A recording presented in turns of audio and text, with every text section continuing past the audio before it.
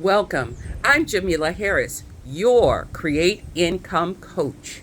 So today I am harvesting sweet potato slips. I planted one sweet potato that I allowed to do what they call chitting, C-H-I-T-T-I-N-G. And so now I'm going to harvest these slips and put them in water and let them root. And they're going to grow roots so I can grow sweet potatoes. So here goes. Let me harvest one of these. Just cut it and put it in water and let that grow some roots. This is awesome, an amazing way to grow your own sweet potatoes.